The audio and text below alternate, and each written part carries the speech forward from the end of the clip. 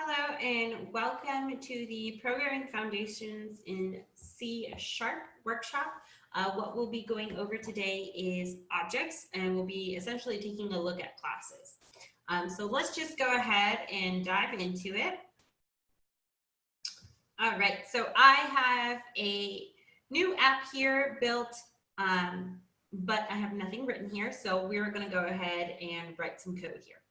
Essentially what we're going to do is we are going to create a class, and what a class allows us to do is essentially create kind of like our own data type, if you will. So for example, a class that we have been using is a string class. So whenever I create a new string, what I'm doing is I'm creating a new instance of my string class. And there are methods available to instances of that string class, which is the length method, for example. I can find the length of a string. The reason I can do .length is because .length is a method that is available to instances of the string class. However, I can't do .length for something that is a double, right? Or a float. That's because that method is only for objects of the string class, okay? So what we're going to do here is we're going to create our own class, which has its own properties and also has its own methods, all right? So if we look at the code that we have so far, we can see that we already have a class here, and this is our program class. So in our program class is where we have our main method, and this is the entry point for our program, right? So I can create my own class, and let's say I want to create a person class, okay? So how I go about that is first I want to say if the class is public or private. So I'm going to say it's public, and then I'm going to say it's a class, and then I'm going to say what the name of that class is. And you want to start off with a capital letter. So let's say person, okay? So I have created a person class.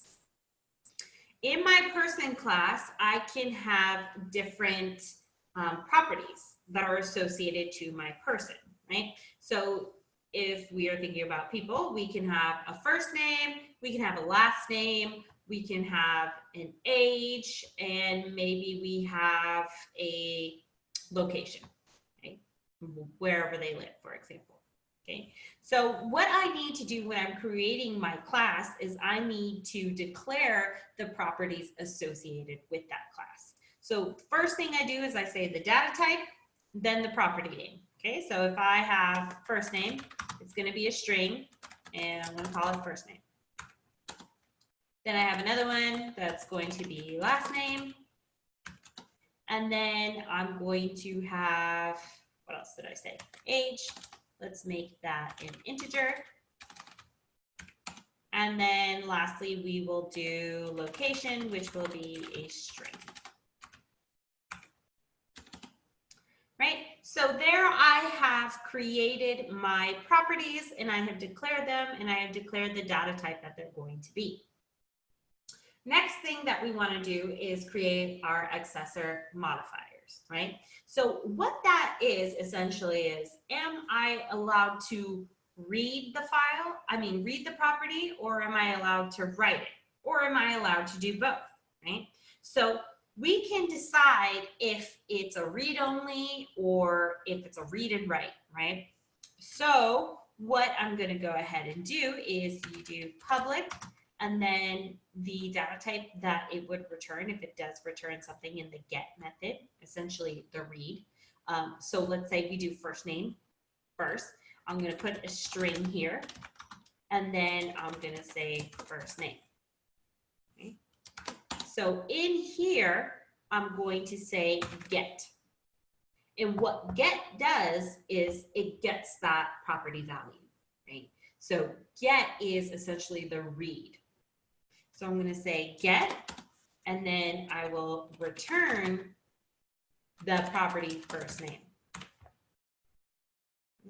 So that's my read. So let me just put a note in here.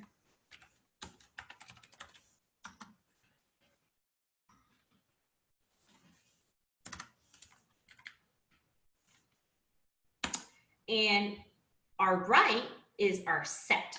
Okay, so we have set, and then I'm not going to return anything here because I don't need to return any kind of value. I need to set the value. So what I'm going to say is first name is equal to value. Okay? And what this allows us to do is whenever I create a new instance of my person class, I can use dot notation to set a value to first name. Okay, and I'll show you that once we kind of finish writing our accessor modifiers for all of our properties.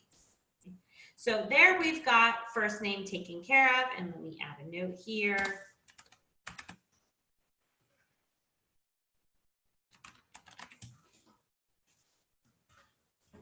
Okay. So there we have it set for first name.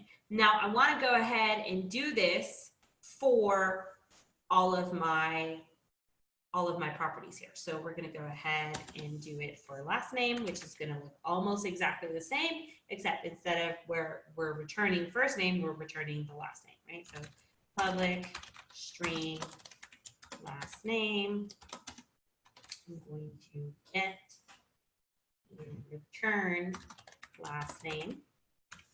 And then for my set, I am going to set last name equal to a value.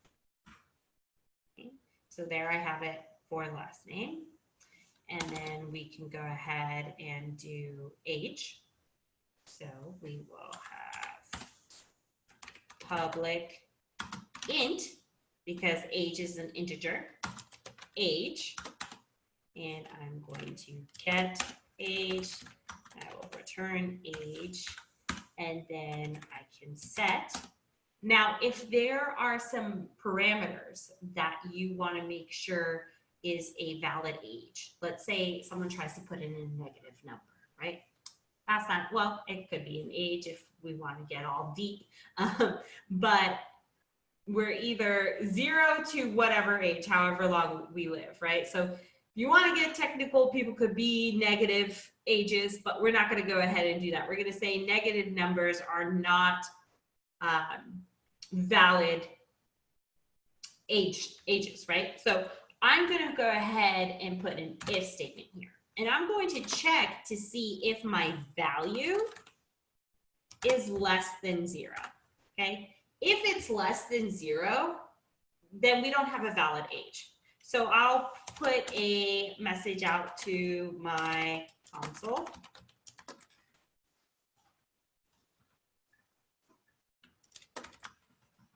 It says you have entered an invalid age.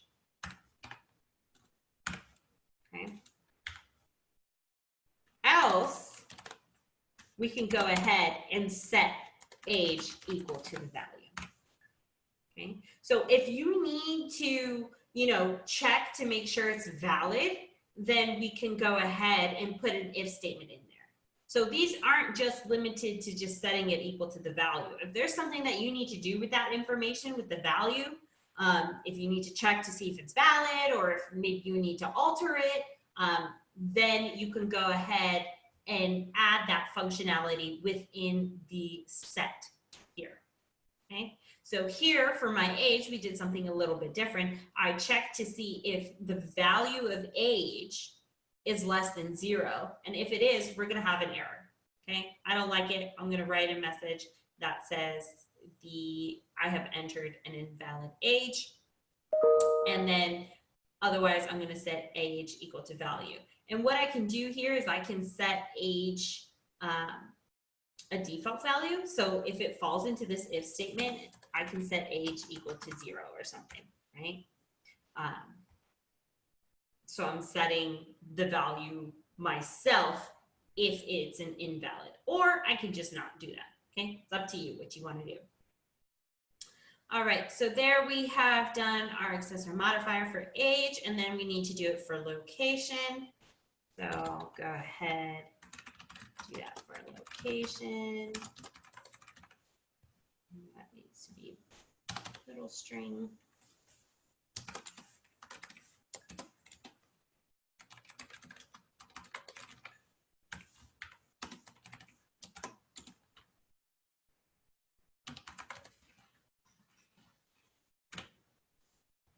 All right, so I have my accessor modifiers here. Okay. So if we look through here, let's recap the steps we've done so far. I created my class person. Okay, and classes start with a capital letter, so make sure you do that. Then I have declared the properties associated with this person class. Okay, I have 4, and that's first name, last name, age, and location. And when I declare them, I also state what data type that they're going to be. Okay, so here, first name's a string, so is last name, so is location, and age is an integer. Next, I go ahead and I set up my accessor modifiers, right? And something I want to point out too is if I wanted to make something just a read, then I eliminate this set completely. Like if I wanted first name to just be a read, I just want to read that information, then I don't write this set. Okay? But if I want it to be read and write, then I have get and I have set. So my get is going to essentially be like a getter method for us. And that is going to get that last name, is going to get the first name and return the value of first name. Okay? And what set's going to do, it's going to allow us to set a value to first name. Okay, so I can change it. So if I put my first name as Cassandra and I want to change it to Cass or whatever, I can go ahead and change that because I have this set right here. Okay. Then I did the same for last name, also did the same for location. For age, we did something a little bit different. I checked to see if my value was valid. Okay, I'm not going to accept negative numbers as a valid age. So I checked to see if the value was less than 0, right? And value in all of these situations is what we're trying to set that property equal to. Okay, so value, if it's less than 0, not okay. I'm going to put out a message that says you have entered an invalid age, and then I'll automatically set age equal to 0. Otherwise, if it is good, if it is greater than or equal to 0, then we're going to go ahead and set age equal to whatever value. All right, so those are the first 2 steps that we do. Third step here is we want to take care of our constructors. Now we have 2 types of constructors. We have a default constructor and we have an overloaded constructor. Default constructor is essentially I create a new instance of my class, and in this case it's person, but I don't have all the information, right? So I know that I'm going to have a new person, but I don't know their first name, last name, age, or location. Maybe I'll get that information later. So our default constructor is going to allow us to create it and set default values for those different properties. So what we go ahead and do is we set this up like a method. So we are going to say public and then person, okay? And I leave these parentheses empty because I'm not passing in any arguments, right? So then I'm going to set first name equal to whatever default value I want. So if I have an empty string, I set it equal to an empty string. Then I have last name, it's going to be an empty string. Let's say age is going to be a default of 0. And then let's say, what else do we have? Location is going to be an empty string as well. Okay. So this is an example of if I create a person and I don't have any information. So this is our default constructor. Okay. Next, we have our overloaded constructor. And that is when we do have all that information. I do have the first name, last name, age, and location. So I have information that I'm going to pass into my constructor, right? I have arguments, right? So we're going to create the same here. So public person, but now we have information. So I'm going to have a string that is first name. I'm going to have a string that is last name. I'm going to have an int that is age, and I'm going to have a string that is location, okay? And then I want to set my property values equal to these argument values that are passed in, right? So in order to do that, I need to say this dot first name is equal to first name. Okay. Now, something I want to point out here is that this keyword can be a little bit confusing. The reason why I'm utilizing this in this situation is because my parameter name is the same as my property name. Now, if I were to change this to first, then I don't have to use this. I can just say first name is equal to first. Okay. So we use this when we have things that are the same, right? My property and my argument are both labeled the same. So to differentiate what we're talking about, I'm saying this dot first name is this instance property first name is equal to the parameter first name. Okay. And then we're going to go ahead and do the same for the others. So this dot last name, this dot age is equal to age, and this dot location. Okay, so there I have created my overloaded constructor. All right. So now let's say I want to create some instances, and let me label this here.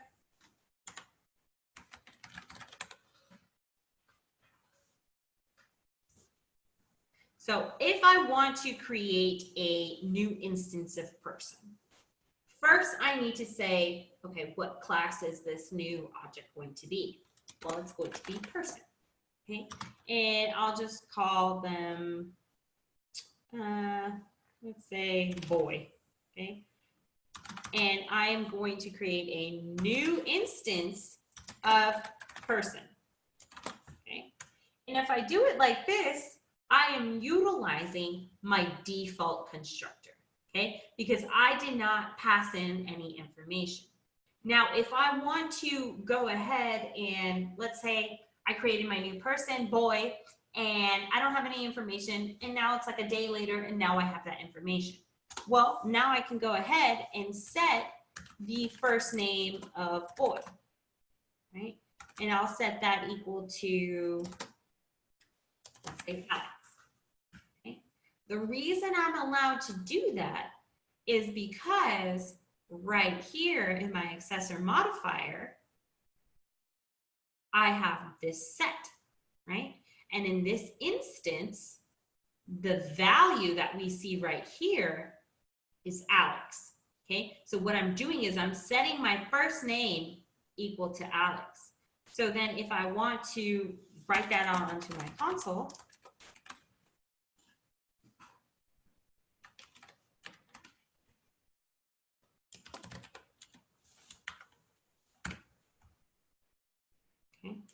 I can see that. And let me open up my terminal here.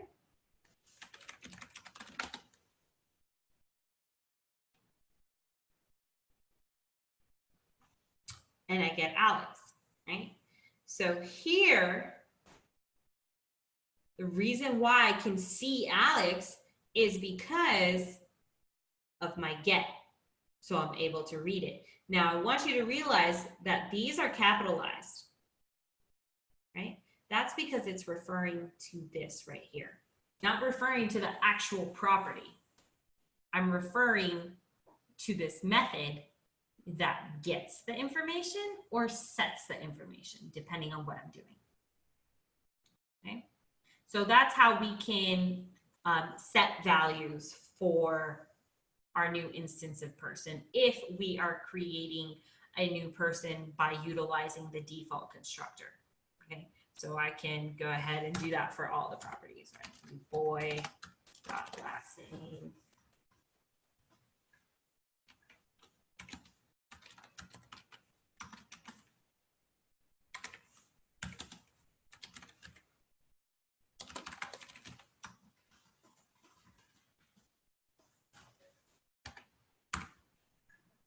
Okay, so I can utilize those accessor modifiers in order to set the values of the different properties. And I can also utilize the accessor modifiers to read those values. Okay, So that is an example of utilizing the default constructor and utilizing the accessor modifiers. Now let's go ahead and utilize the overloaded constructor. Okay. So I'm going to create a new instance of person, but now I'm going to utilize my overloaded constructor. Okay, so we're talking about this one right here on line 64. The overloaded constructor requires parameters. Okay, I need a string that's going to be my first name. I need a string that's going to be my last name. I need an integer that's going to be my age, and I need a string that's going to be my location. So I need to make sure I'm putting that information in there, otherwise I'm going to get an error. Okay, so I'll create a new person, girl, and we'll have new person, but now I'm going to pass in some information. I got my first name, I got my last name, I have my age, and I'm going to have my location.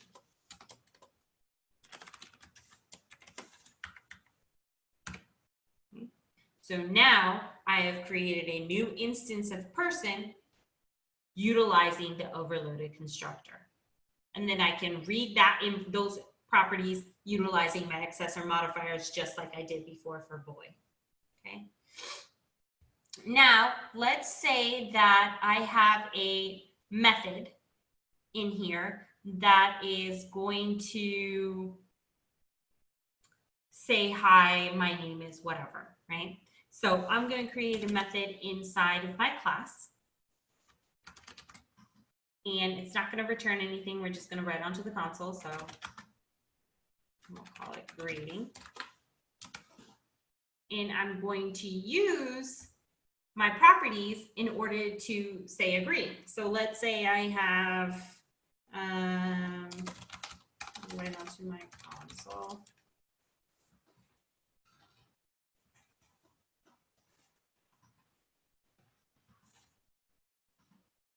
And I'm going to grab my first name, and I'm going to grab my last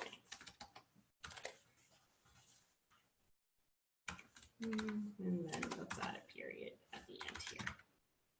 Or an exclamation mark. We're excited. So now I have this greeting method, which is accessible for all of my instances of person, because it's still within this definition of this class person. Okay, so then I can utilize, let's say, girl.greeting. So let's run this here.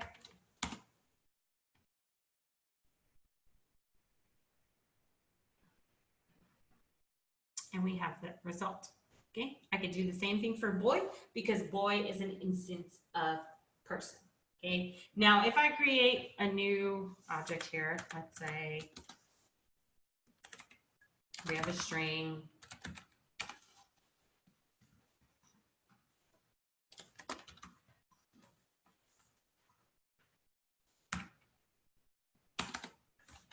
And I try to do greeting on full name, we're going to get an error.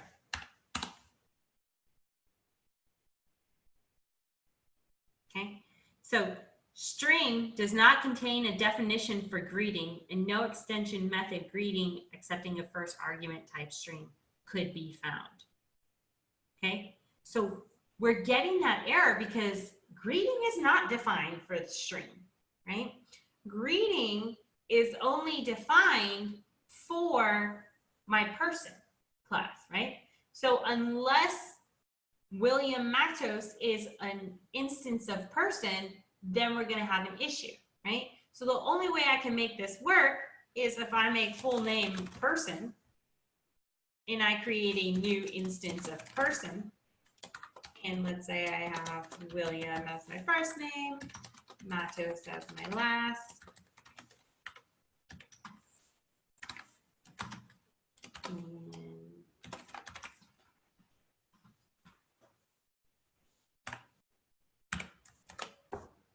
now greeting can work, right? Because now full name is a variable that is actually an instance of person. So I can utilize any methods defined inside of that person class.